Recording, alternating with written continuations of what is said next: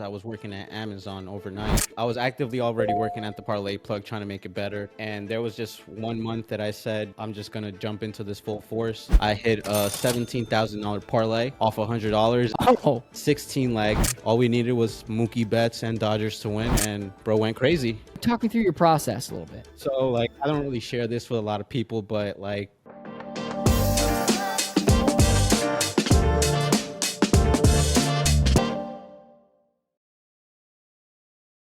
What's up, y'all? I am here on the DubClub CEO Corner. You've got Ryan, the CEO of DubClub, with Julian, the CEO of the ParlayPlug LLC. Julian, how are you? good, man. Ryan, thank you for having me. Happy to be here. Happy to have you here. We're going to jump straight in with a little bit of the story behind your adventures yesterday in San Francisco after you got off the plane. You had a fun little set of activities out here on the West. Yeah, I mean, I got here touchdown. You know, they said that they were a little busy. Ryan told me he was a little busy, so talking to my Uber driver on the way to the hotel, and super cool guy. His name was Abraham. Told me that he does like private limo service as well. So I'm like, I'm about to hire you for the next 4 to 5 hours, Abraham. And he was like, hey, if you need it, I'll do it. And yeah, he basically took me to the Golden Gate Bridge. He took me to the pier. Basically everything in one day was like maybe 3 to 4 hours, and I got to visit almost everything around the San Francisco Bay. That's awesome. Yeah, and we're actually texted Abraham when I heard that from Julian. We're gonna get Abraham doing some more. Yeah, DubClub's some new more private chauffeur. rides. Exactly. Yeah. Those of you that are listening out here in the Bay Area, Abraham, he's gonna be famous now amongst the Dub Club network. Honest Abe. Yeah, Honest Dave, exactly. So Julian, it's awesome to have you on. I am really excited to dive in. You've got a really interesting story and some really cool anecdotes and successes from the business that you've built before Dub Club and then on Dub Club.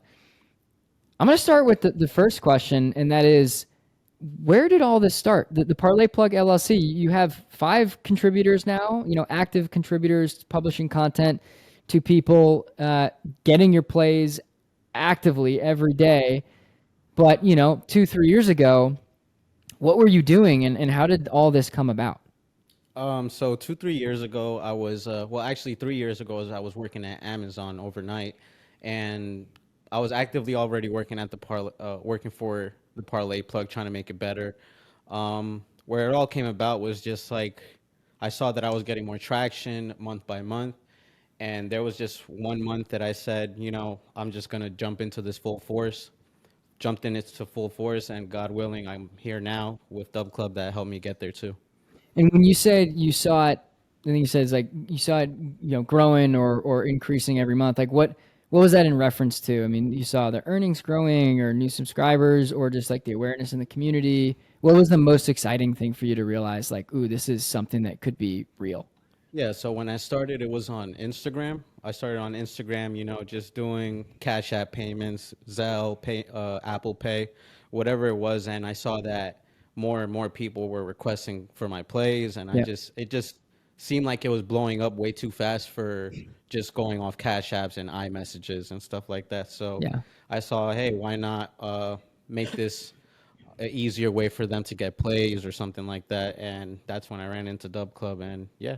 Yeah. You actually you ran right into me. That was the first Yeah. conversation you had with Dub Club was with good old me. So I'm glad we're keeping it full circle. And it's been over 2 years now, which is kind of unbelievable to think about. 2 years, and now we're here. Yeah, 2 years, like life changing business you've built. I got some fun anecdotes. I think right before we got on this podcast, you were talking about how your credit score has just boosted in the last couple of months. And what did it go from, and what atmosphere is it in now generally? So like, I don't really share this with a lot of people, but like, if you got credit, you get it. And I was at 510 at one point, and I just said I need to build my credit. And now 2 months later, this happened 2 months ago. I was at 510, and I said I need to build my credit. And now I'm at 723, and growing and growing.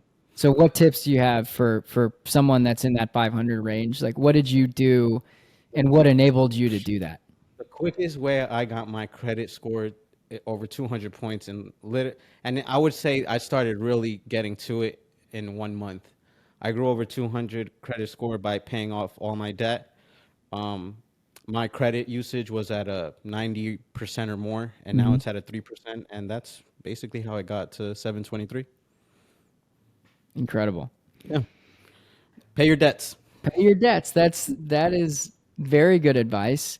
And how much of that? Talk me through in terms of the distribution of dollars coming in the door for you. How much of it is coming from the business? How much is from your own personal betting? How much of it is from investments you're making on the side? Like, talk to me about the diversification of where the revenue and income is coming from.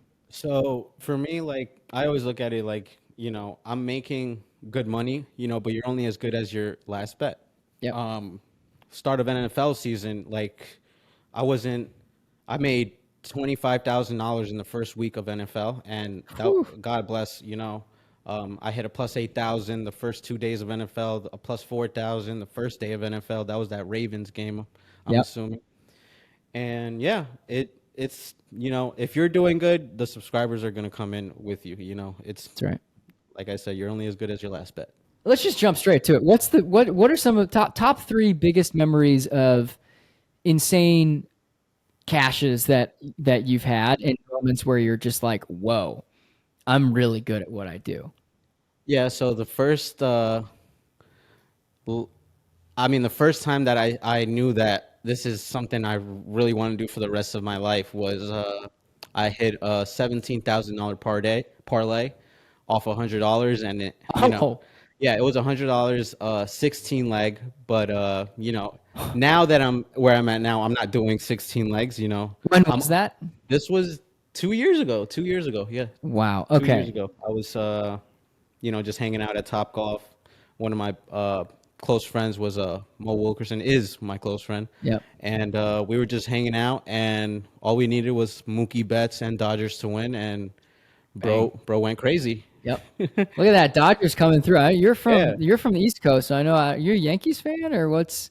I'm not a Yankees fan. I'm actually just I'm a fan of the game. I don't have an actual favorite team when it comes to baseball. Yeah, There's a lot of teams that are really good, but if I were to pick a team that I like, it would probably be the Braves. Braves, Atlanta. Yes, Okay. All Cunha right. gang. Yeah. Yeah. All right. So 100 to cash 17,000. Yep. You mentioned that was one of the moments, if not the moment, when you looked in the mirror, maybe literally, but metaphorically speaking, and you said, "This is what I want to do the rest of my life." What do you mean by this? Making life-changing money. May Risking little to win big. You're risking $100 and you're making $17,000. It's not life-changing to a lot of people, but to, let's say, 70% of people nowadays, it's life-changing, especially in this economy. So Yep. if I could provide a service where I can send $100 bet to possibly change your credit score, maybe, get rid of your debt, possibly change the way you're living, possibly change the car you have right now. That type of money is a blessing, and that's my whole goal. Let me ask you a possibly hard question because we didn't like prep this, but why do you think that motivates you? Like you are making life-changing money from running this business and giving people basically like advice to make better decisions. Like you're giving them the plays that you're betting on yourself and what your team members are betting on so that they can lose less money and make more money. Why does that motivate you? At the end of the day, you know, I feel like there's good karma in the world, and if give you give what you get in this world. Yeah. If you're giving out excellent ideas, if you are giving out, you know, things to help people, like I said, change their lives or make them more money, it's gonna come back to you full circle no matter what. There's a quote that I'm actually looking up right now to remember who exactly said it. But when I was playing football back in the day, uh, I don't know, shout out to the Stanford 2013 to 2017 crew as two Rose Bowls and a couple other bowls. That was Christian McCaffrey and Bryce Love and those guys. There But you go. when we were in the locker room together, to your exact point is like karma. Sure, if you can believe in karma or not, but there's a quote that we had to read before workouts, one of the players on the team would read the quote from the card, and it was usually a different quote every workout, but they would shuffle, now and then. One of the quotes was, "If you give your best to the world will return the favor." Hmm. And it's this concept of karma, and so that motivated us when we were playing to put all we had into that workout. And for you, it sounds like that same mentality motivates you to give your best to the people that are paying you for your information, your community, your advice. Yeah, and it's always a blessing just seeing the messages from other people saying, "Hey, I'm able to take my kids on vacation. Hey, I was behind on bills, but now I'm on track thanks to you guys." It's very Oh, that's motivational seeing awesome. that stuff, and it just makes you work harder because, like, if you could do that for one person, why can't you do it for 1,000 others? Yeah, I think that's so true. So anyways, let's maybe back up a little bit before we get too ahead of ourselves in I think the reward that comes with doing this business and like having purpose, right? Which I think is so important for someone that's running a company, like from me to you and for everyone else out there that like wants to be a CEO, wants to be an entrepreneur. It's like you really have to come back to like, why are you doing this? Otherwise, like you can very quickly lose that sense of purpose and that motivation. For us, it's obvious. It's like we help you guys make more money as our partners and creators. We help you educate and inform other people, and in doing so, we also make money. Yeah. It's like everyone wins more together. Hmm. For you, similar concept where you're helping other people, right? And it's like you give your best to the world, you get paid for it as well. It's a win-win, right? Win more together. What do you think if we sat down and you were like pitching the parlay plug, not to like an investor, but just like, explaining what you guys do, how would you explain the parlay plug's business and the value proposition for someone that may be thinking about paying for your dub club? I would describe it as a very tight knit community that really cares about each other when it comes to giving each other advice, um, providing that information that a regular better wouldn't have, tools, projections, stuff like that, giveaways that have to do with like jerseys. We do a first touchdown strategy jersey because Mm, there's this thing we do every prime game or any TNF, MNF, SNF, yep. where if the first touchdown hits, then we run a giveaway with all the other first touchdown bets that's hit, and you get to pick a jersey of which one you like. But I would describe the Parlay Plug as just a community that cares, a community that wants to see you win, and a community that's just going to be there for you even when you're at your lows of betting, pick you right back up and get you back on that high horse. I love that. I love the concept of doing the giveaways and keeping people highly engaged in there because at the end of the day, it's like you're recreating the feeling of going to the casino or like a sports bar and like sitting there with your buddies, betting on sports, talking about stuff. Like my grandpa used to do that all the time. Like, Yeah. but COVID kind of wrecked that for a lot of people, right? Like, Yeah. so we do it online now. What I'm kind of curious, what's the maybe most obvious jersey someone's chosen in this giveaway, and then maybe like what's the weirdest jersey someone's chosen? There's probably hasn't been a weird jersey yet, just Yeah, because everybody that has like hit no so Demarcus Robinson or no, something no like that. Demarcus Robinson. Like scored two touchdowns on James a Cook Thursday is April a Fool. big parlay plug contributor. He has cashed the first touchdown for us twice already. Oh, that's awesome. Derrick Henry, King Henry, can't Oh, forget I him. mean, like, yeah. Yeah, and then you have, the typical person that's asking for a Browns jersey, which hasn't hit yet, but they'll ask for it. And, if it's like maybe a Nick Chubb jersey, I'll say, whatever. So wait, so explain how the giveaway works. I'm in there.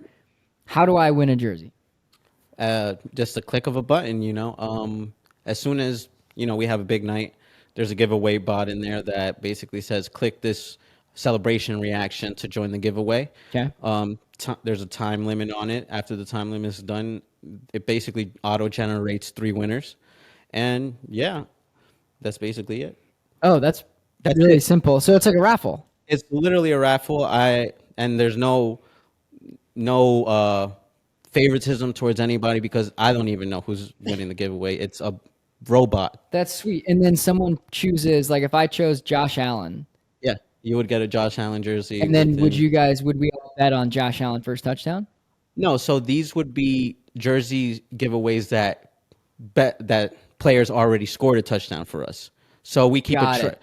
we have, we keep track of every bet that we play, obviously. Yes. So our Okay. first touchdowns, whoever has won for us, we jot them down, and he's added to the Parlay Plug Hall of Fame. That's awesome. Yeah. That's a good idea. How'd you come up with that?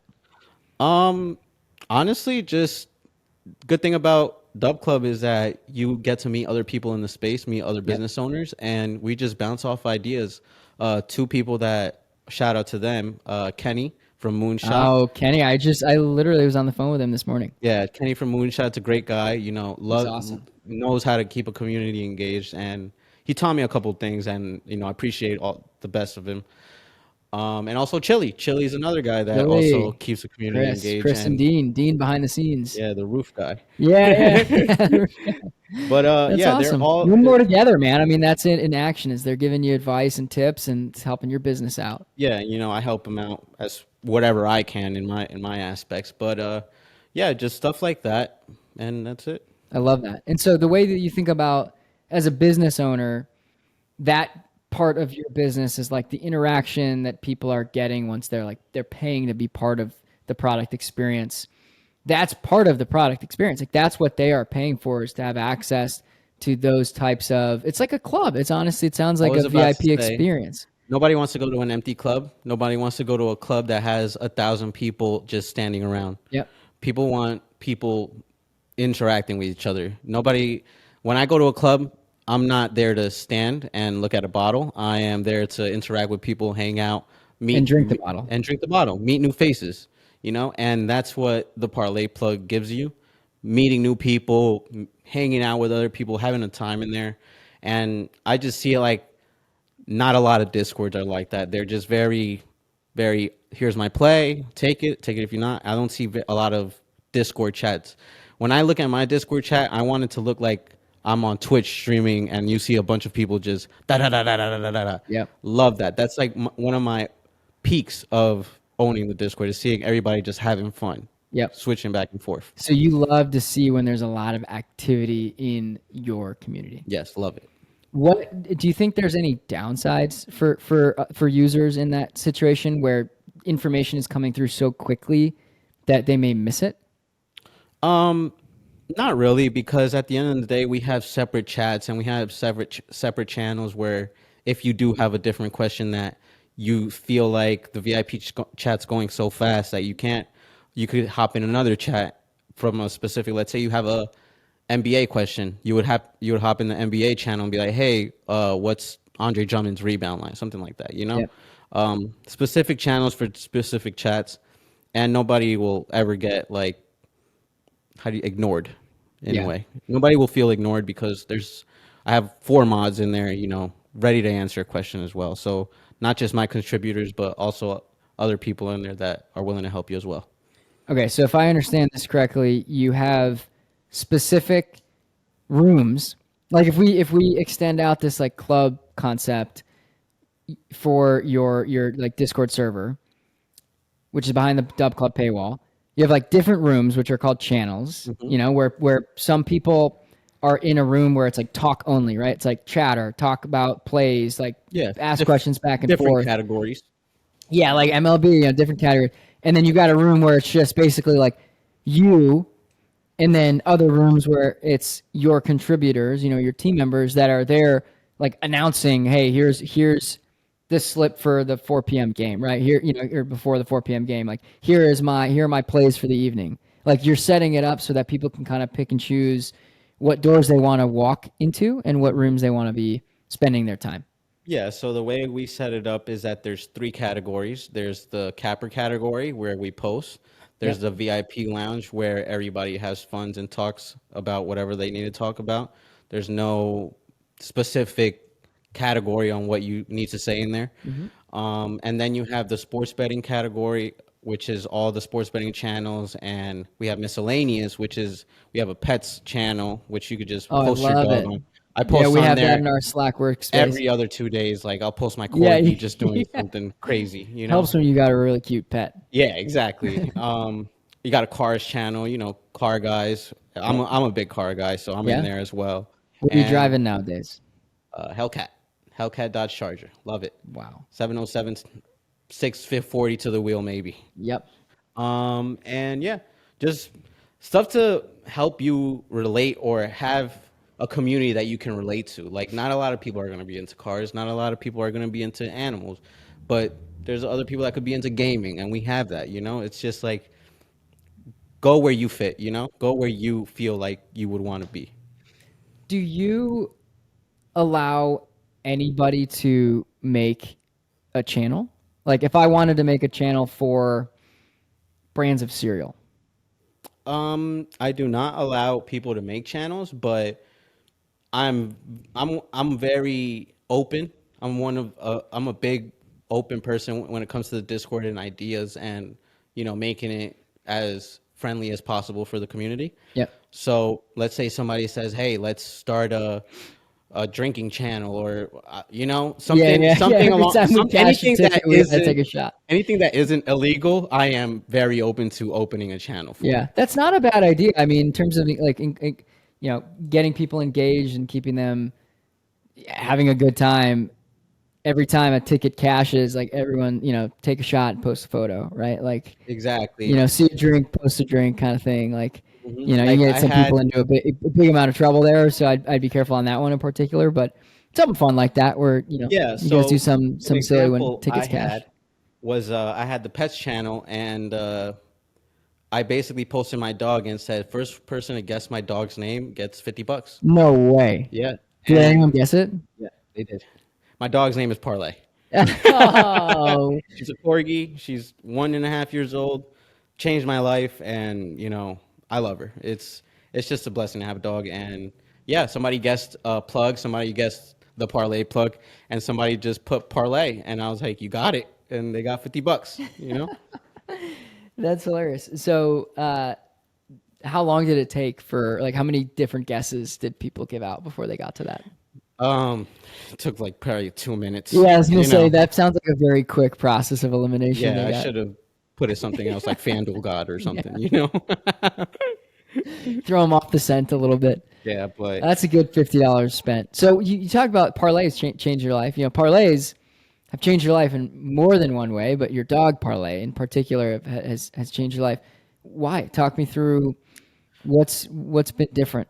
uh, dogs show you patience. You know, it shows your true character of how much you could deal with. You know, when they're a puppy, there's not much you can do besides be patient and teach them a way. Yeah, And also, like, they change your life into like, hey, I don't want to go out this weekend. I want to hang out with my dog. You know, it's yeah. just like a kid. Like your dog is a kid in reality, and that's how I see it. So instead of me going out now, I'm hanging with the dogs, labbing, and cooking up place for everybody else. Would you recommend, you think, for people that are maybe considering having a child to get a dog at some point before then? Do you think that's really good, you know, good training? Yeah, to each their own, but a dog definitely shows you responsibility. It shows you that, you know, no matter what, you have to care for this being because at Yeah. the end of the day, it's a being. Yep. It's something that lives and you got to take care of it. So if you're hesitant on having a baby, then yeah, get a dog. You know, I'm not going to say no. I love dogs. Yep. Okay. Good advice. I like it. Do you is it mostly you caring for the dog? Do you have someone helping you? Like where's the dog right now? Because So your dog do have away. a girlfriend. So funny story about why I bought my dog. I told my girl that I wanted a dog, and we went over there. We saw the dog, and I'm like, wow, it's a beautiful dog.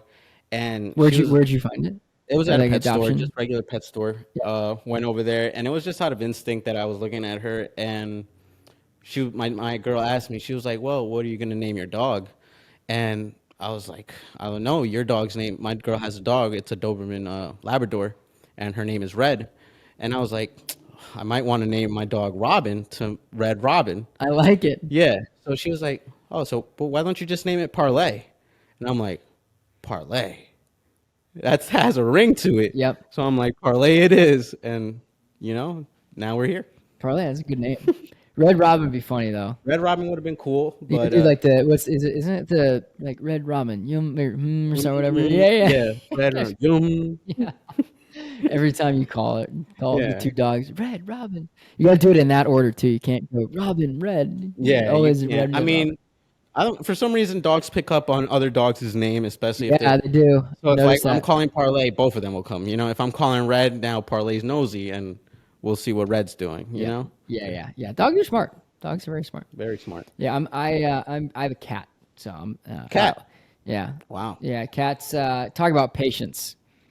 That's something you gotta have very patience to. I actually saw a cat in New York, and I was drinking a beer, and the guy had his cat on a leash on the Oh bar. man, that's like the dream for me, but I haven't been able to get my cat to figure that out. That's Yeah, hilarious. I mean, because it's like there's so many good things about a cat that a dog doesn't quite have, but what a dog has that a cat will never have is like the just natural ability to be able to like go everywhere with you and be a part of your life. Yeah, Like for me, it's like you can get really small dogs, but a cat is like so natural and easy to pet. Just sits in your lap, like yeah. it's just soft and Super light, comforting, super light. You super just like out the carry it way, around. you Yeah, and know. they take care of themselves. I mean, I Yeah, check like go out of town, I leave my cat there for 2 days. She's just chilling. It's like I mean, she doesn't like it per se, but she's not gonna do anything. She just eats her yeah. food and goes to the bathroom in a litter box. But yeah, I haven't figured out the leash thing yet. That is, You gotta walk your cat, man. I gotta walk her more. That's right. Walk Yeah, your see, cat. I gotta find time to do that, but we'll eventually get there. All right, so talking about parlays, talking about how the business has gotten started. I think that leads me to the composition of your team and your business. Like, I want to understand. You've sort of like it's been really fun to watch you grow over the last 2 years into the CEO and the business owner that I think you knew you could be, and that the journey is just beginning for you. And I like to think of this like I felt the same way with DubClub. Is like I think all leaders of a company and business owners ultimately like, just have to figure it out Yeah, over time. But it's really a lot more productive and efficient when you have a good team around you. yeah. Talk to me about how you've set things up with your business. Who does marketing? Who does sales generation? Who delivers the content and contributes to the product experience for end users? Who moderates it? Let's go through each of those and we can do kind of one by one. So we'll start with, who does the marketing for the Parlay Plug for the most part? The marketing is done mostly by me. Yep. Um, but I do obviously have tips from Dub Club. Dash, we have these weekly calls that helps me improve on certain things that And Dash is Dash is a partner of Dub Club. Or, partnerships. I'm yeah. asking rhetorically just so folks Oh, can kind of hear you describe him. oh, He's my Dash. co-founder. Yeah, Dash Andrew is the Dashclub. Yeah. co-founder of Dub Club, but grew to love the guy. I Hard not to. actually, He's like a golden retriever. yeah, love him. I actually just hung out with him last week. I went to New Back York, east. Yeah. and we went to this bar called Brickyard. Super amazing. Oh yeah. Yeah. I've been Yeah. to Brickyard. Yeah. So we went there. It was amazing. But yeah, Dash is just basically the person in your corner, Yeah. supporting you every step of the way. Yeah. Um, like with the whole Dub Club community does that. I mean, company does that.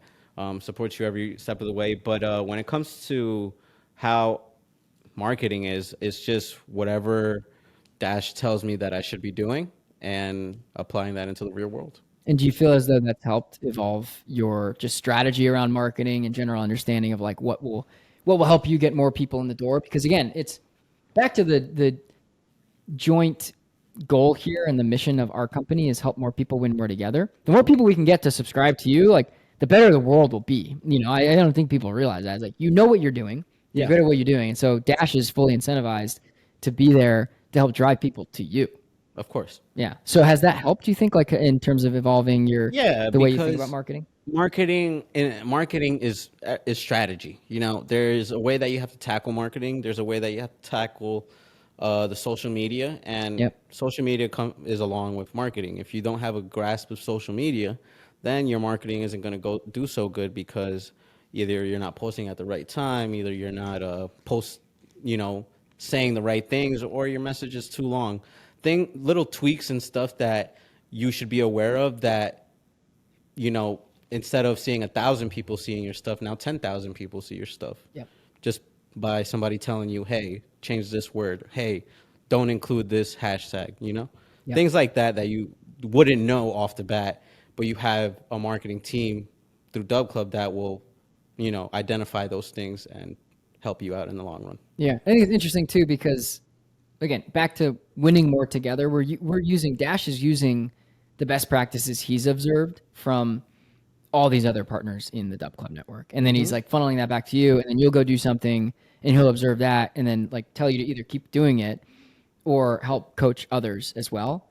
And the more that like you guys are bringing people into the network, the more that you're ending up making over time, which is I think the nice value proposition. Not to like, I don't mean to sell DubClub in a sense. It's just sort of like, no, we care deeply about helping creators like you make a lot more money than you could on your own or and it's however not else. even selling DubClub. It's the fact that if somebody's doing something right, why wouldn't you want to not copy, but Exactly. look to see how you can do something either better or something in a way that everybody sees what they're doing as well. That's right. A little bit of competitiveness, but also a little bit of like, you're just being realistic that I need to improve my business and I'm trying to take that next step. Yeah, for example, and I don't find this competitive because all right, so Instagram has this new app named Threads. Yes. Threads is a place, basically a Twitter or an X. It's basically the Instagram X. And when I was on there, I started there like 2-3 months ago as well. And I saw that very little cappers were on Threads. And to me, that's a gold mine, like, hey, I'm the only person on Threads right now. Let me run it up. But at the end of the day, I also want to see the people in the DubClub community win. So I hit up Dash. I told him, I was like, listen, you got to get every single capper on Threads. It's literally the next X. And now, 2-3 months later, I see like at least 10 or more cappers from the DubClub community on there. And it puts a smile on my face because I know like there's another way that people could see you now. Yes. Not just Twitter, not just TikTok, which is probably going to get banned in January. Yep. But, I view that as you having a lot of confidence in the product you offer. Because you're like, hey, look, everyone else can also use this marketing distribution channel that is Threads. But like, I'm so confident in what I offer and the differentiation that I have that like all boats will be lifted up in this rising tide of the growth on Threads. Yeah, and it's also very new. To be real, I don't think that Instagram cappers that show a facade of, I have a Lamborghini, I have a beach with a mansion on the top of the water, stuff like that. I think that it's very misleading. But when it comes to X, it's very so information based. Yes. That the people on X are very true to what they're betting on and actually know what they're talking about. So why not get that on Threads, where I notice that everybody else is doing this fake facade of, oh, Lamborghini this, Lamborghini that, but they're not actually doing what cappers from X are doing. So once I saw that, I said, hey, let me bring on more cappers from X on Threads, and now you see a better community on Threads, because I'm not going to lie, Threads is a real toxic place. Yeah. Yeah. I mean, X can be too. Yeah, but not as much as Threads. Yeah. Threads is horrible. Like, it's crazy. Like, when you say toxic, people just coming for your head?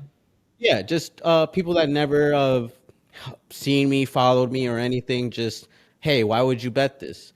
Well, if you knew me for 3 years on X, then you'll know why I bet it. But you don't know me, so they're just gonna assume something and not know what they're talking about. But I've been on Threads for 3 months. I have 38,000 followers now, and you don't get that by just showing a facade. You show that by results. Agreed. It's funny. I'm gonna plug a recent episode I did with Analytics Capper, because this same concept, I love it. Like, I love the internet. The same concept of people just like not really understanding or giving you the benefit of the doubt of your experience and your background. I played football for 17 years. I played at Stanford for 4. I was a defensive back. I was in the defensive backs room with guys like Justin Reed, who's now on the Chiefs and won, I think, 2 Super Bowls, going for his 3rd. Rooting for you, Justin. And Dwayne Aquino, who was like, he coached some of the best Texas defensive backs back at University of Texas, like Kenny Vaccaro, all these guys, learning from them. Yeah. I made a take on the coach Pete Carroll Seattle Seahawks Super Bowl like final drive when they were on, and it was like inside the 2-yard line. Yeah, I said the passing play was the right play. Yes, Marshawn Lynch was rushing for 5 yards to carry that game, but if you think about it, people immediately thought this was a stupid call, but I'm using experience and data points from 17 years of football to inform that, knowing what the defensive coordinator is thinking. If they run on the first play on the first down and don't get it, what happens? Your options are extremely limited. So you have to guarantee that is 100% success to run the ball on that play, and it's not, even with Marshawn Lynch. This probability of throwing an interception or turning the ball over on that at within 2 yards of the goal line is 2%. And Pete Carroll knew that, and he was like, I'm going with it. I'm going to take that 2% odd, because if I run the ball and we don't get it, which isn't a 100% chance, and it's probably less than 98, then what happens now? We got to use a timeout. We have no timeouts left. What do you think the defense is going to do? They know it's got to be a pass, or they're going to stack the defensive line. Stack the line, yeah. So it's like, I mean, I wouldn't say I can coach football at this point, but it's like, football is a strategy game. It's pretty interesting to kind of think through. These coaches are freaking smart, and they are playing, minutes, if not like hours ahead sometimes of fans. They're playing. When we're in the first quarter, they're already thinking about what's happening in the fourth. Bingo. They've got a whole, they've got play scripts they're running. Anyways, my point is like that video, and it's awesome, like, because it ends up amplifying you guys, but it went viral. It's got a couple 100,000 views now and growing with no sign of stopping, because it's a pretty hilarious video. Shout out to the CEO Corner media team for editing that in a good way. But the idea there is like, yeah, people are ruthless, but like, I love it. I want more people to have their takes, right? Because the more that people provide information, and sometimes it's like very valuable information, they could start their own DubClub one day. Like, if you really have good takes and you know what you're doing and you have aspirations to build a business, sign up at DubClub and you could be the ParlayPlug one day, making well over 6 figures a year. And to piggyback off that, like my next door neighbor, he was a running back for Notre Dame. No way. Yeah. What's his name? Are you able to share? Yeah, his name is Jordan. Abraham Jordan. If you could look him up, you can look him up. Abraham Jordan. That's sick. Yeah. He's older now, but I started hanging out with him recently, and the way he talks about the game is like, dude, you can actually like be a capper. Like, if you really wanted to, you could be a sports capper, because the way you look at the game is the way I look at the game. And if you were to put a hint of stat research or anything to your analysis, you would do great. And not that he doesn't do great now, but just imagine if he were to implement one more thing into his strategy. Yep. Well, it's interesting if you look at the percentage of we call them cappers. There are partners, you guys, the creators. The percent of partners of DubClub that either have played sports or love sports, like truly love sports, and have coached it or done something in and around sports, it's like 90%, like 9 out of 10 partners of DubClub. And we have like 1,500 revenue generating partners with their own DubClub now, and like over 1,300 of those, maybe 1,400, used to play a sport. Is that surprising or not? Start an Olympic team over here. Yeah, I didn't say, but like you're around ball enough and in and around competition and watching it, or like Sharon from Peachy Shy, her boys played sports growing up, and so she was around sports all the time. Oh wow. And that's how she got into betting on sports. That's crazy. I mean, everybody finds sports in different ways, and that's the beauty of it, is that you don't have to play sports to love sports. You don't have to be athletic to play a sport. You could just love sports for the game of it. And, I play sports when I was younger, so obviously I'm gonna love them. But I've known people that never play sports but just love the game, and that's what it's all about. That's what it's all about. You love the game and you learn about the game, and then when you layer in betting, you've got this unique, you got a unique combination of like, okay, I've got my knowledge of the game, and I've also now got statistics fumbling around, and pun intended there with the sports Yeah, Sports. fumbling around. Sports word. So, okay, we talked a little bit about marketing. It sounds like you handle marketing, and we've got a little bit of DubClub and Dash specifically, who's your partner success manager, really helping out on that front. And I think last I looked, you have like 17 or 18% of your paying subscribers that have come from the DubClub network. So all the marketing automation, all that stuff. So like that's all good. How are you generating sales? Like how are you getting people to pay? Talk me through that process. Just getting, at the end of the day, it's showing results. You have to show results for people to believe in your product. Usually it happens weekly where I'll drop a code or something, because I'll see an amazing slate and, being the guy that I am, I would tell everybody like, listen, like I know today's going to be a good day. Let's have a day, join for 50% off, lock in, and we're gonna have a good day, and you're gonna make your money back right there. So things like that, just being honest and just being transparent. At the end of the day, like you're gonna have losing days, but you're gonna be winning more than you're gonna lose. So on that topic, it's interesting because you mentioned in this industry, there's a lot of misleading stuff flying around, right? There's people who are posting Instagram videos of them jumping in a pool of cash, Yeah, like quite literally, right? And it's like, okay, I mean, what are we selling here? Are we selling get rich quick or are we selling better information?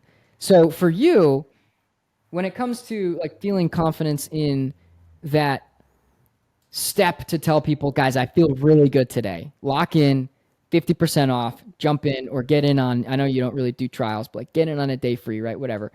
What makes you feel that conviction to really put yourself out there like that in a way that you don't think is misleading people? It's generally a feeling. If I look at the board, I'm not going to say something without obviously looking at the board first.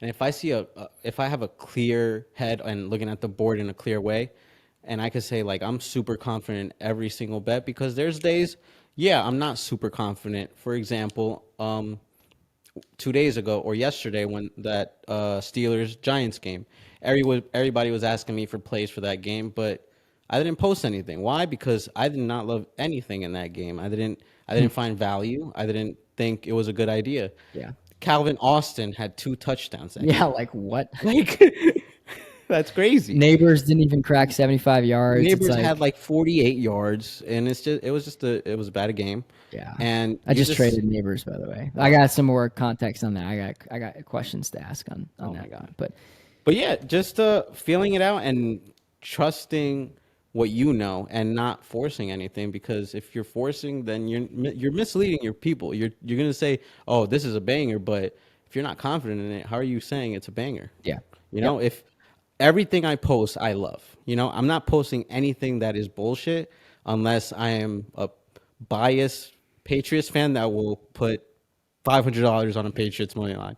That's the type of guy I am, but I will let you know I am a Patriots fan. I Yep. am biased. If you want to ride, you can ride, but Yeah. it's not going to hit. So like full disclosure, I'm just doing this for fun. Yeah. Yeah. That when it comes to those type of bets, I will let you know, but That's awesome. props. That's a great way to, it's like, look, you guys can ride with me as part of this, but I don't want you to view this as something I'm giving out legitimately as like part of the product experience. Yeah, and the way I tell that when I post it is, hey, I'll say, hey, I'm playing this.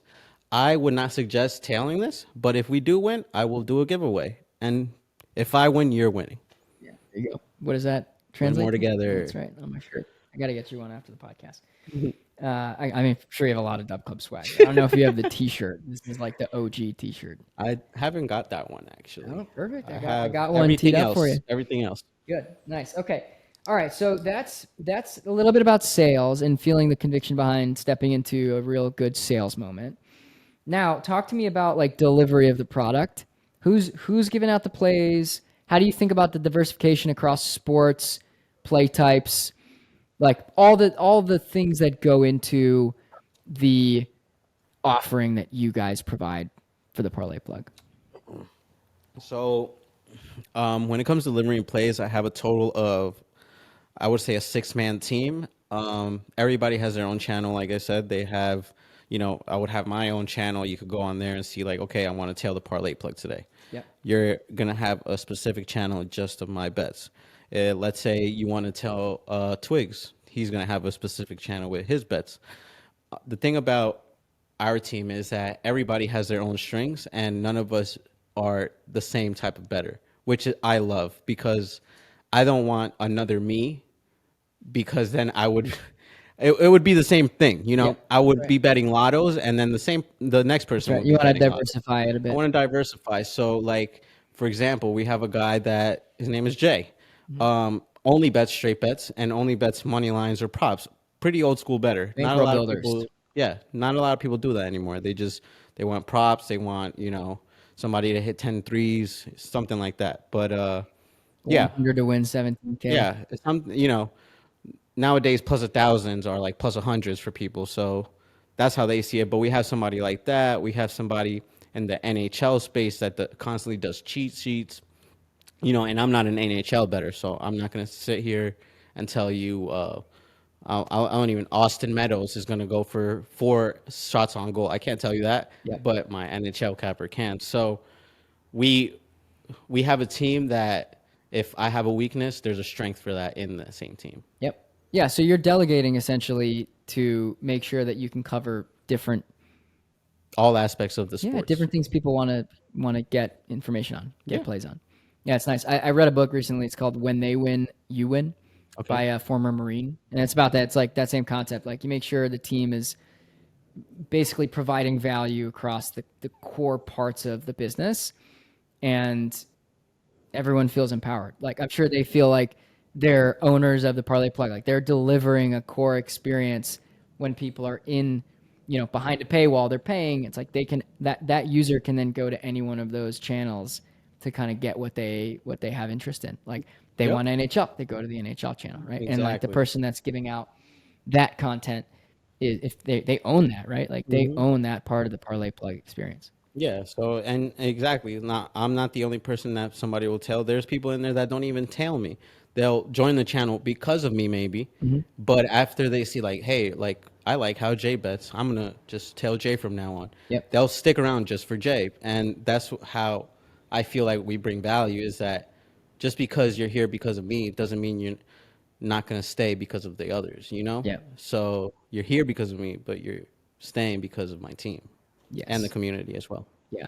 So let me ask about some of uh, the post sale, like post content delivery part of your business, the interaction. You said you have 4 mods. What do they do, and what are their jobs?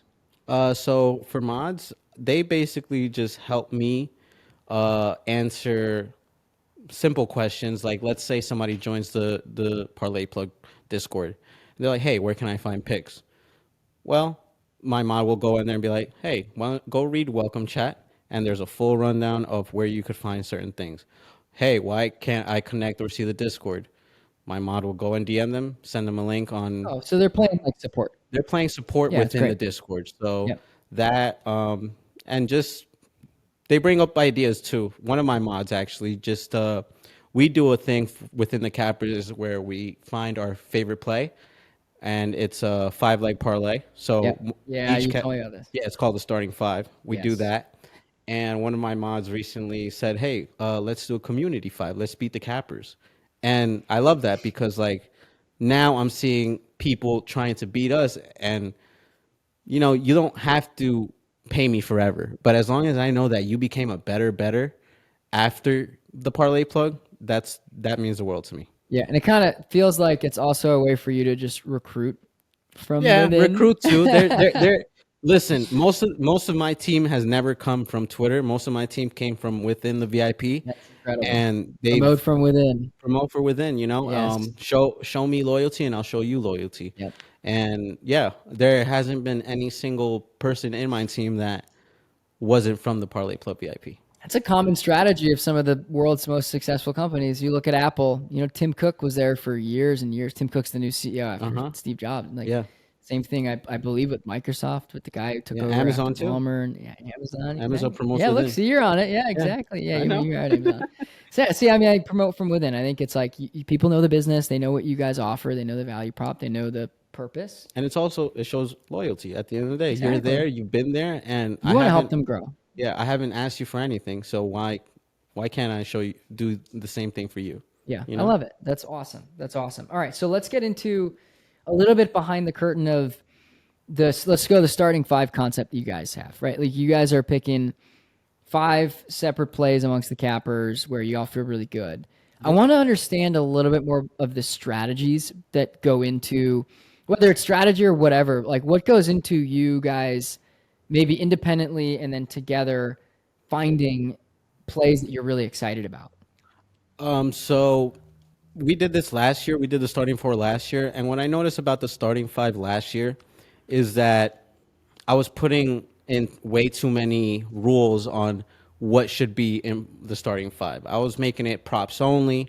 I was making it You're over engineering it. over engineering it, and at the end of the That's day, bad. like Dash told me, keep it simple, stupid.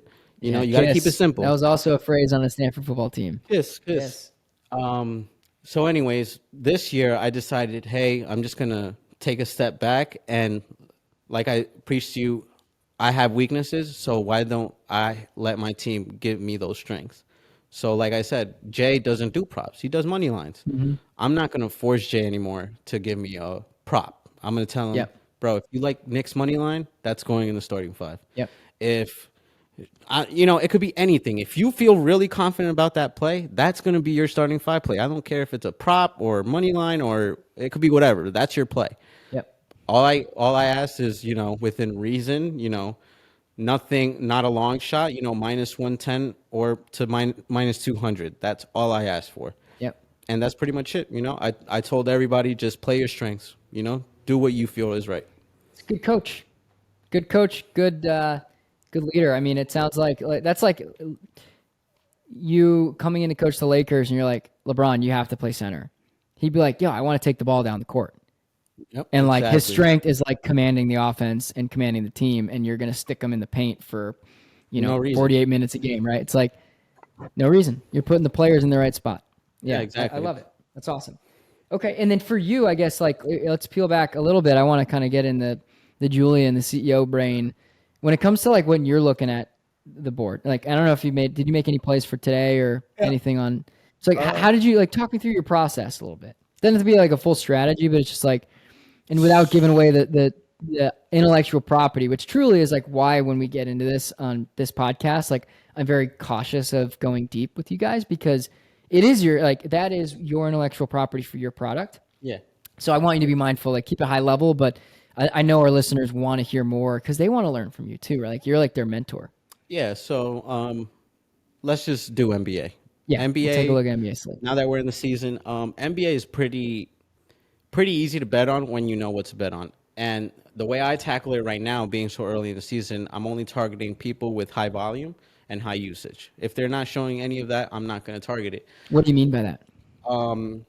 Star players, they have to be the top one or two players to have the most usage on the team. Yeah, Meaning, these players are the ones with the ball most of the time. yeah, And it just makes sense with volume. I did this with let's say Cade Cunningham. Cade Cunningham has shot 6 or more threes in his first 3 games of the season. yep, I saw that he played. I forgot what the team was, but he has 6 or more attempts of 3-point attempts in every game that he's played them. So what I do is that I'm like, all right, so I know that Cade's line is at 1.5 threes. I know that he attempts 6 more. So let me go filter this stuff out. Found out that when Cade attempts 6 or more threes, he's hitting at it like a 78 to 83% hit rate. Things like that. If there's volume, there's a chance. If you don't have volume, I'm not going to sit here and tell you, take Jalen Suggs for 2 threes when he's only attempting 3 to 4 threes. right. Meaning somebody has to go full 50%.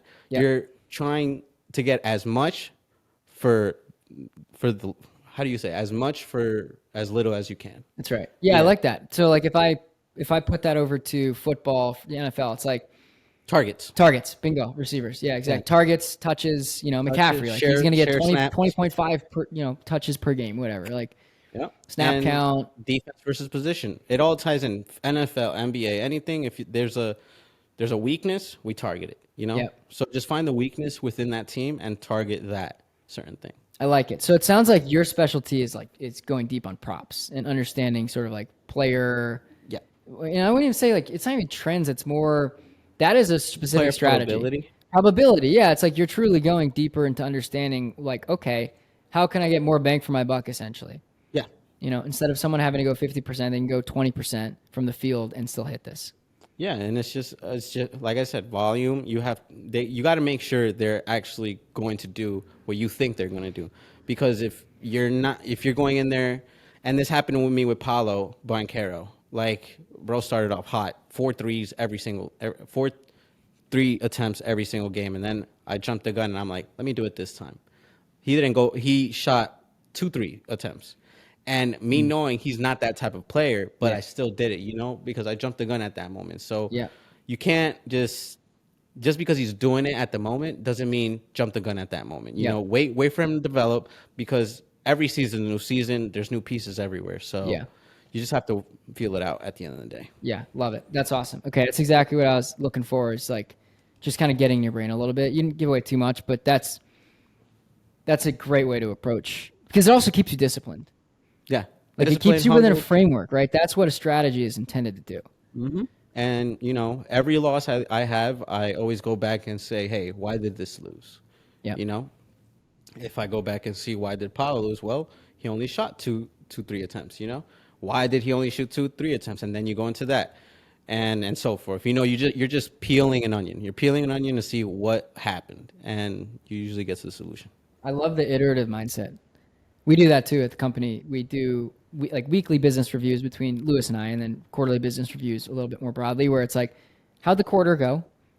And what did we learn? Like, what did we F up? Yeah. Oh, these 5 things? Okay. Usually we try to keep it to 3, rule of 3. All right. How do we fix it going forward? Same thing you're doing, with your just product. In the sports betting aspect. Exactly. That's right. But that is your product, right? Like that's core to your business. Okay. So I'm going to get into a couple of hot takes, and I'll start with one, because this is I would say controversial move I made in my fantasy league this week, and I want to set this up properly, and then I want to get your advice before I tell you what happened. I am in a pretty competitive fantasy league, bunch of guys from undergrad. I'm 2-6. Me too. Yeah. What the hell's going on in the water, man? 2-6. I'm several games back. I think I need to win probably 3 or 4 straight to just like be comfortably in the playoffs. So this next stretch of games is really important. I'm playing this week the guy in last place who's 1-7. Okay. So if I lose to him, I'm in last place. Okay. And if I come in last in the league, I have to go to IHOP and eat 24 pancakes. Oh my God. And I have to sit there for 24 hours. And this is like, I think, a common, turns out other dub clubbers have had this in their separate fantasy leagues, where you go to IHOP, you have 24 hours, eat 24 pancakes, and every pancake you eat takes an hour off the time. So if I ate 24 in 1 hour, I could leave. You're done. Yeah, but it's really not that simple. Pancakes are dense. So anyways, that's the situation I'm in. So I'm getting a little bit, I wouldn't say squirrely, but like I'm looking for trades. I'm trying to figure out what I can do here. And a couple weeks ago, I made a trade. I think I sent away James Conner. I don't even remember who else. It kind of goes to show I didn't really care much about them. Anyways, I acquired Najee Harris, Malik Neighbors, and Christian McCaffrey. Okay. So I must have sent someone good. I don't even remember. Okay. I've won 1 game since then. So I'm 1-2 since the trade. I was 1-4, I think, before that, right? 1-4. The guy I'm trading with is 4-3. No, 5-3. Sorry. Okay. So he's doing well. Like he's got a clear path to the playoffs. There's no one even close to him. We're really stacked in the middle in terms of win-loss, and he's looking for some longevity. Like to go deep into the playoffs. Mm-hmm. So naturally, he comes fishing around for McCaffrey. Okay. Yeah, you see all this stuff. Christian's coming back. Yeah. He had the whole half the season to rest up. It's like the guy was battling some real injuries. Yeah. And Mason's banged up. Garendo's a rookie. Like Christian's going to get, and the Niners need to make a playoff run. Yeah. So like I'm getting a lot of inquiries on McCaffrey. I also have Malik Neighbors. Probably top, rookie receiver in the NFL, actually, probably by far, but top 5 Okay. fantasy receiver. And then I have Ramondre Stevenson, who I'm just trying to dump, honestly. I know you're a Patriots guy. It's like, I mean, I wouldn't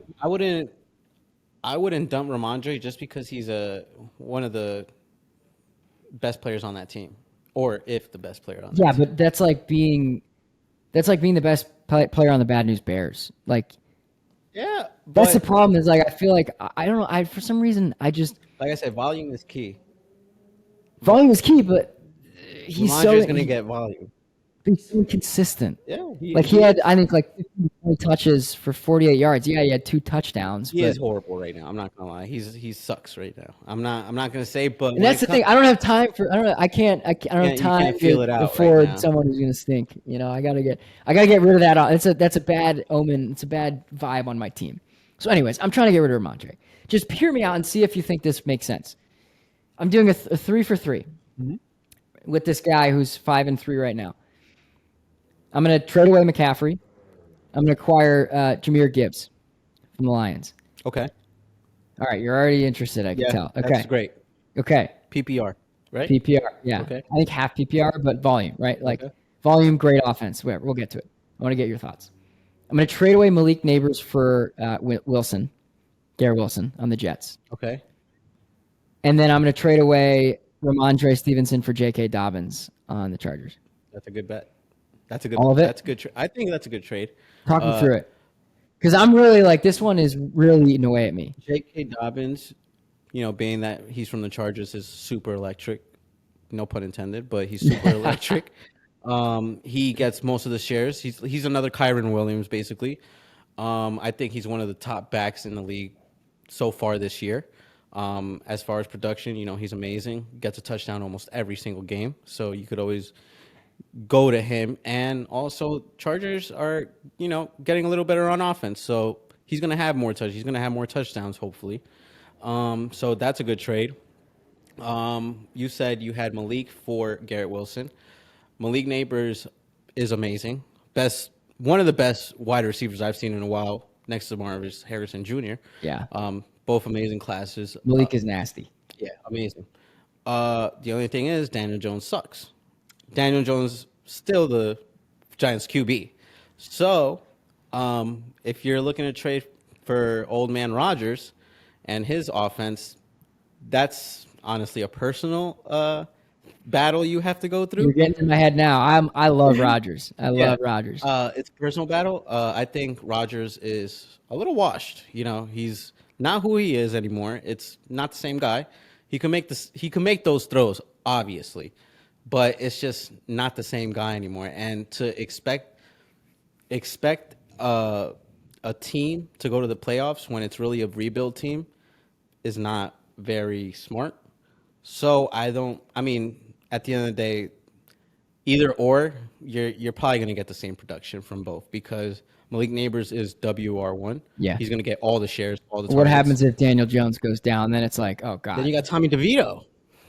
You got Tommy DeVito.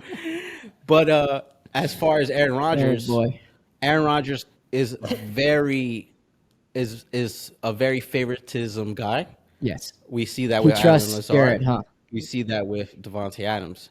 Now you have 2 Packers with Rodgers after Garrett Wilson. In my opinion, I would rather go with somebody I've been throwing for years to, instead of Garrett Wilson. So I could see Garrett Wilson decreasing in value as the weeks go on. As the season goes on. Yep. Yeah, but I think that's the bet that the guy I'm trading with is making too. Yeah, literally. Yeah, that's what he's thinking, and he probably thinks that Neighbors will have more of a breakout. Yep. So it's very 50-50. Yeah. And then CMC for Gibbs. That's a good trade. That's CMC. Obviously, he's going to see all the run share, obviously. But Gibbs gets PPR, gets mostly all the reception when it comes to the backs, and he's also a red zone target, high red zone target. So you really can't go wrong with somebody that literally could go for 100 yards every single game. I made the trade. Make it. Oh, you did? I made the trade. Good. I did it right before because I was. Did you hear that? Well, cause, yeah. I can always go back, but I was like, I'm gonna trust my gut on this one. I had a sense just based off of some like side convos I've had and chatting with you. Is like I was like, I think I gotta do it. Like Yeah, let me rip it. yeah. I actually had to make a bad trade. Tua got hurt. I'm in a actually my Discord opened up a fantasy league, free to join. Yep. If you win, you get money though, so Yeah. that's pretty cool. Oh, that's nice. What's the winning? What do you get? 300 for first place, 200 for second Wow. place, and Join 100. for zero, get 300 to win. That's Yeah, nice. exactly. So win-win. And yeah, so it's the only sucky part is a 20-man league. So options are very, very limited. Yikes. Those are skinny teams. Man, Tua got hurt, got a concussion. What other quarterbacks can you pick up at that point? Like, My backup was Drake May, and he still didn't start for the Patriots until week 5. So what it's a happened big bet was, taking him to begin with. huh? That was a big bet taking Oh him to yeah, begin with. but I didn't think Tua would get another concussion Yeah, and be yeah, out. yeah. So I was waiting for the sideline for Drake May to start, and Tua gets a concussion, and I'm like, man, I don't have a quarterback now. I had to get Tyler Huntley, lost two weeks in a row because of him. I think he averaged like 4 points. Oh my god, it sucked. It's brutal. So somebody hit me up. They were like, "Hey, like you need a quarterback, dude." Yeah, no shit. Yeah. Hits me up. I have James Conner, elite. He's been elite for He's me. good. Yeah, He's good. James Conner. Having a And good he's year. like, "Listen, I'll give you Patrick Mahomes and Najee Harris for James Conner." I'm like, "Yeah, I Sounds can't." like the trade I made. Najee's crushing it. Najee's crushing it. So I'm like, ugh, I got to do it. I don't have a quarterback. Drake May hasn't started. I need a quarterback. Did the trade. As soon as I did the trade, the next following day, Patriots announced Drake May is starting at quarterback. And Drake May has actually done way better than Mahomes when it comes to fantasy. Bro runs. Bro has 5 passing Yeah, touchdowns. he's actually a in good fantasy performer. great fantasy. 20 points each game. So each week.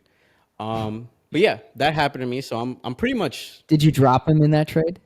Oh, Drake May. You acquired Drake May was never part of the trade. no, but like you acquired Najee and Mahomes and gave away Connor. Did you have to drop somebody? Yeah, I dropped. It was Keaton Mitchell. Keaton Mitchell was out still. No. Yeah, so it didn't really mean anything. Yeah. But yeah, I dropped him, got the trade, and I'm still losing. But I think I did a good trade for the moment. But I wish I did it. I didn't because I didn't know Drake May was going to start. Yep. Because if I did, I would have said, I don't need Mahomes. Give me another player instead of Mahomes for James Conner, Yep. Then I would have had a team. But now I am Drake May's in concussion protocol now. Now Yep. I'm back to Mahomes. So Yep. You and I are both sitting at 2-6, right? 2 and It's time to 6. make some trades, Julian. You 2 see, and I'm 6. already on the trading block, and I'm And I'm I always chalked open. it up. I chalked it up. I at this point I'm just like, hey, whoever wins because it's not gonna be me. Let's hope. At least if that guy wins, you could Yeah, say, I hey, got I traded away. I helped that fiber guy. for life, There maybe. you go. Boom. Yeah, $300 to spend on an annual renewal. There you Yeah, go. exactly. Yep. All right. So in my situation, McCaffrey, Neighbors, Ramondre Stevenson for Gibbs. It's actually a good trade. Yeah, for Gibbs, Wilson, and Dobbins. See only what people one have I to say. feel- That's a good one or not, but I already Yeah, the made only it. one you got it's an even trade at the end of the day. It's an even trade. The only one that obviously is, like I said, 50-50 is that Garrett Wilson or Malik Neighbors. Totally But, up in the air. yeah, but they could both have the same type of season, Yep, I agree. All right, we're gonna wrap the podcast now with a nice, fun, simple question. We're gonna go. I think you already mentioned the 100 to 17K, but other than that, any big wins that are notable, and then worst beat. I You would start choking up when I talk about the worst beat. worst beat. It just happened this weekend, honestly. Oh no, One of, boy, it was probably it's going to still be fresh. Yeah, super fresh. I had 4 people on National Tight End Week to get a touchdown. It was Tucker No, it was. Let me do this again.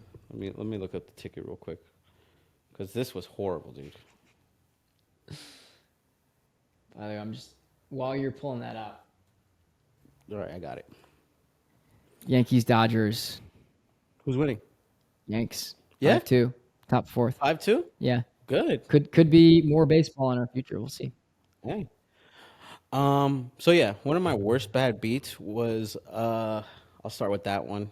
It was this weekend, National Tight End weekend. I had Sam Laporta, David Njoku, both The guys that were Joker. super due. Yeah. Uh, Joker. I It's on my team. had K Dotton, with Baker.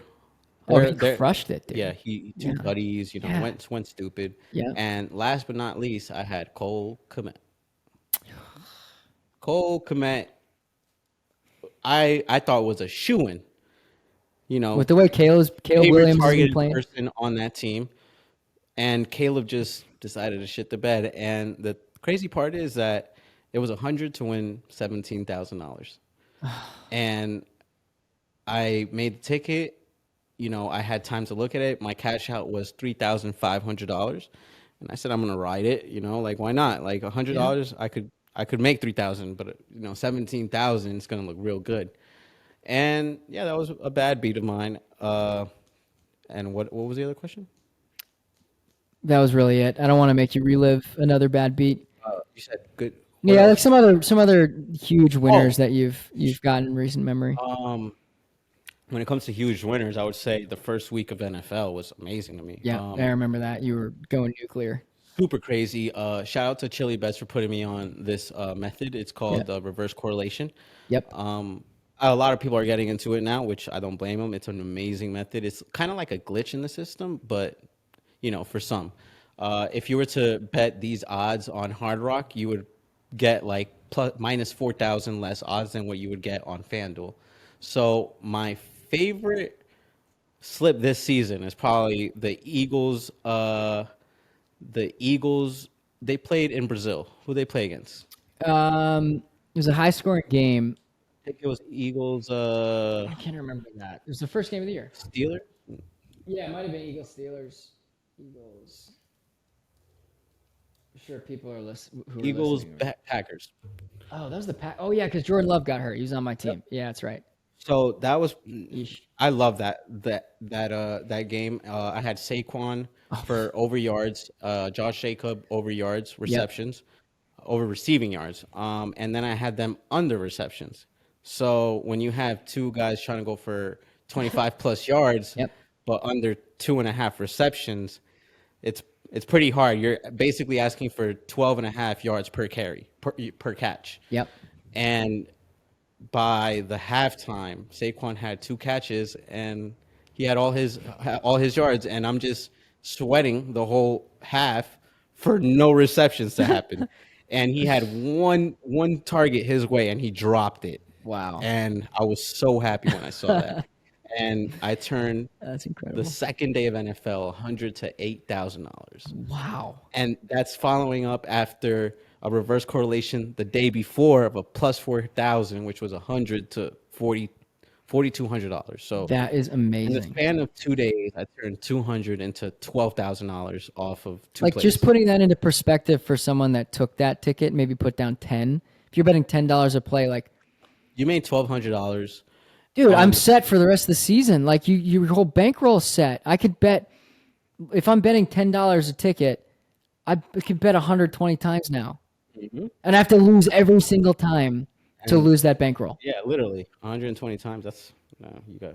Think about that. There's no way that happens. It can't be. It can't happen. Like, and that's why it's so interesting and so awesome subscribing to you guys. Like, people are just set. Yeah, you literally, and listen. Once I hit that, I dropped a 6 month access for Yeah, the boom, whole get it in. season. Let's do this all season long. And yeah, people loved it. Now the community's, a real big community, and I know there's people in there for the long run, Yep, and I love that. for good reason. Yep. That's right. Julian, it's been awesome having you on the CEO Corner. We're going to do this again very soon, but let's go watch the Warriors, I think, beat the crap out of the Pelicans tonight. Thank you for It's having going to me, be fun. Ryan. One more together with Dub Club.